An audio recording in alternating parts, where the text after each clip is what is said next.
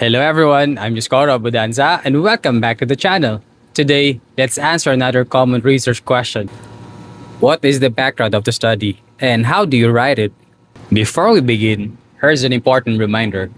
The format of the background of the study may vary depending on your school's or university's research manual.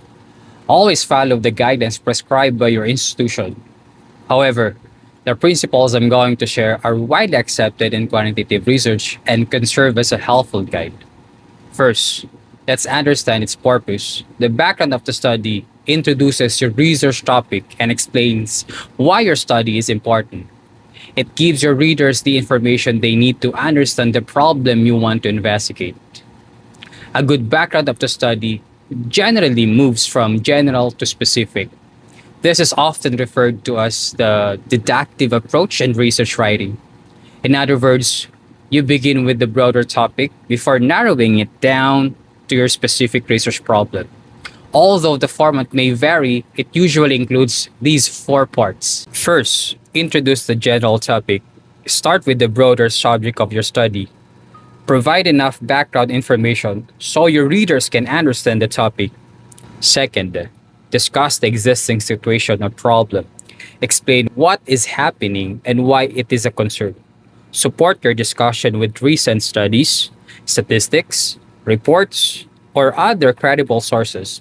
Remember to cite your sources properly whenever you present facts, statistics, or findings from previous studies. Avoid writing unsupported opinions.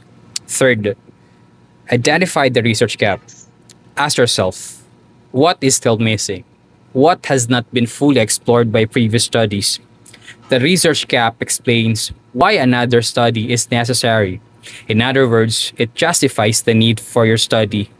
Finally, state the purpose of your study, what your research intends to investigate, and how it will help address the identified research gap. Now, many students also ask, how many paragraphs should the background of the study have? The answer is, there is no fixed number of paragraphs. It depends on your school's research guidelines and the complexity of your study. However, many undergraduate research papers commonly use around 4 to 7 well-developed paragraphs. The important thing is not the number of paragraphs, but presenting your ideas in a logical and organized manner. Another common question is, should I include citations? Definitely yes. The background of the study should be supported by credible and reliable sources. Whenever you discuss facts, statistics, reports, or findings from previous studies, be sure to cite your sources properly. This strengthens the credibility of your research. You should also consider using the appropriate verb tenses. Use the present tense when discussing general facts or concepts that are still true. Use the present perfect tense when discussing previous studies in general. For example, several studies have examined. Use the past tense when referring to the findings of a specific completed study. For example, Santos 2023 found that. Before we end, let's summarize what we've learned today. The background of the study introduces your research topic and explains why your study is important. It generally follows a general to specific or deductive approach. Support your discussion with credible sources and proper citations. There is no fixed number of paragraphs. Always follow your school's or university's research guidelines. Use the appropriate verb tenses when discussing facts and previous studies.